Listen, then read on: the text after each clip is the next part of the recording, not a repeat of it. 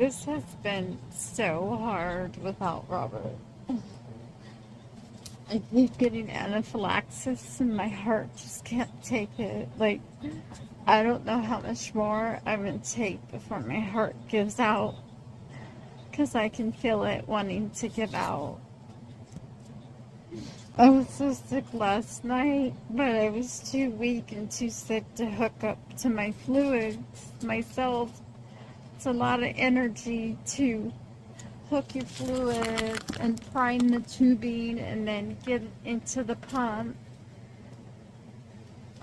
So I have 9 hours and 32 minutes and it goes continuously, and I get this at 100 ml an hour. I have to have it slow because of my dysautonomia. If I have it go too fast, then I get third spacing where it gets trapped in the tissue, and then it will make me dizzy, and it messes with my blood pressure, and my heart rate gets all erratic. Robert's wanting to come home. He had surgery on his finger, and they said everything went okay. Thank God. I don't even know how he fits it in this bag. I can't fit it in this bag. I just can't even express how overwhelming anaphylaxis is, especially because you don't have control of the situation. What I'm trying to do is get this inside my infusion bag, so then it's easier to manage. I'm gonna have to clean out the bag some, because it ain't going. Okay, I think I got it. Hopefully it doesn't go off. My dad's smoking gets to me and he just doesn't understand it. At least he bought me an air purifier for my room. But the moment I go out there, even though he smokes outside, I can smell the smoke in the air. I can smell the smoke on him, and it reeks so bad. And he just can't comprehend how I react, and I'm so sensitive to smoke and how it triggers me to stop breathing, because he doesn't understand my illness to begin with. And that's one thing. If you don't understand this illness or try to understand it for your loved one going through it, let me tell you, you're just going to make the situation worse. You have to try to understand what the person with mast cell, with any illness, is going through. And I can tell you with anaphylaxis, you are gasping for air, gasping, okay? And your heart, by trying to take all those breaths, you have zero control over the situation, zero. And it's scary, and I wouldn't wish it on anybody. Nobody understands anaphylaxis unless you go through anaphylaxis. And it's been so hard because I'm so grateful that I have a husband that's my caretaker.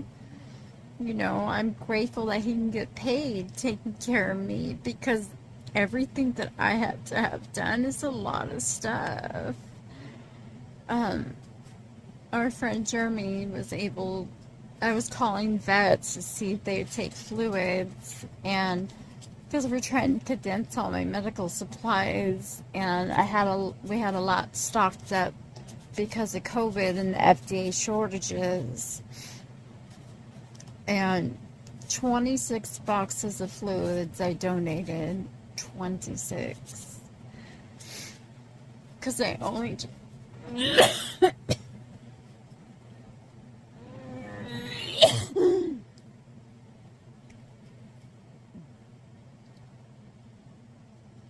I get a delivery every week, so I just need that and like an extra box, but there's still boxes with supplies that have to be gone through. Jerry came yesterday and changed my IV. He did a damn good job on it. He did as good as Robert does. Walked him through it and helped him, but I was really proud. He's always like, don't be so surprised. I am surprised because not even nurses can do my dressing correctly. But, 25, 30 years ago, he was a paramedic. Not that he dealt with central lines directly, but at least he has an understanding of it. And my feeding tube broke, and he helped change my feeding tube out. And I miss Robert so much, so much. I want him home, but he can't walk. He wants to come home, but he can't walk. They said all those metal pins and everything on the outside is like an outside cast. So I'm not sure on the 3rd if they're going to be removing those, and then he'll just have a brace. I think that'll be a lot easier. It's very overwhelming trying to clean by yourself. And I've been grateful for everyone that has helped me, and there's still so much to do. I just have so much medical supplies. It's just insane. And all the boxes need to be gone through. I can't even stand that long without almost blacking out. And my heart hurts, because it hurts to breathe. And I feel like my heart feels like it was pumping so fast for so long. And that it's sore. And it's hard to take a deep breath. And it just feels like it's going to stop. That's the only way I can describe it. And I have long QT syndrome where my heart pauses for a really long time and then restarts. And that can cause sudden cardiac death. I don't want to leave my daughter motherless. I don't want to leave my husband a widow.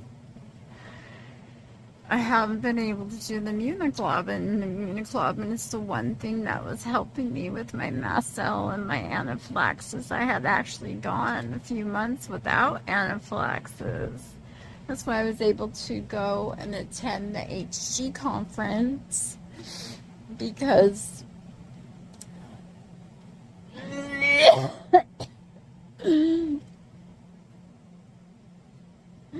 I wasn't having anaphylaxis every day. I literally feel like I'm dying. I gave myself Benadryl, and I don't want to give myself more Benadryl because it's just, even though I give myself lower doses, it messes with my heart, and it sometimes just makes me feel worse. I can't find my promethazine to pre-draw up. I have Jeff pre-doing my Benadryls for me, thank God. He's drawing them up and doing it like Robert would do it. And I'm so thankful for that, because he's understanding, Jeremy's understanding. So our whole lease isn't covered in boxes. There's still boxes, but not like it was. This room right now is a clusterfuck because everything is just everywhere. And I don't even know where to put anything. I told my dad to order a dumpster. He's like, that's $100. I said, I don't care. I'll pay you for it. I need to get this house clean for Robert to come home.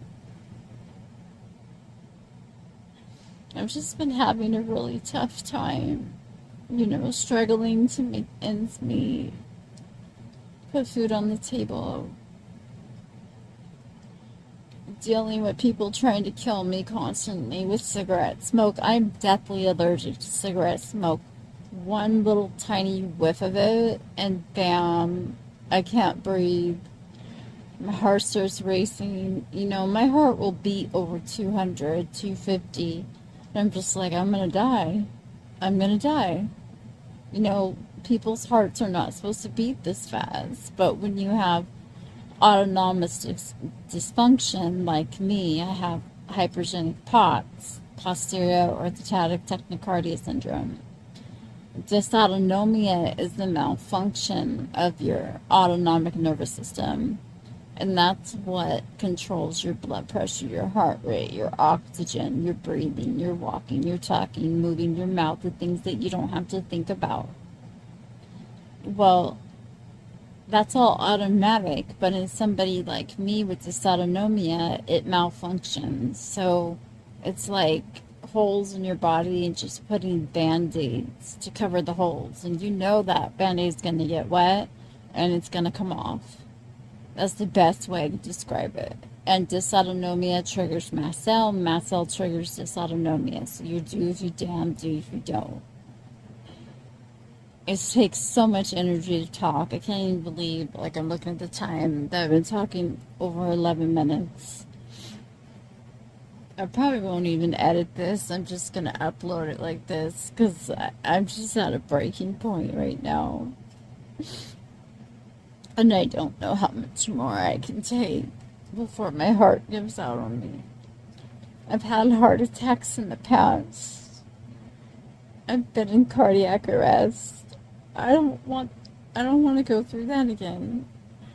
It's so draining on your body, just like anaphylaxis is. Alright, everybody, I hope everybody else is doing good, and ta-ta for now.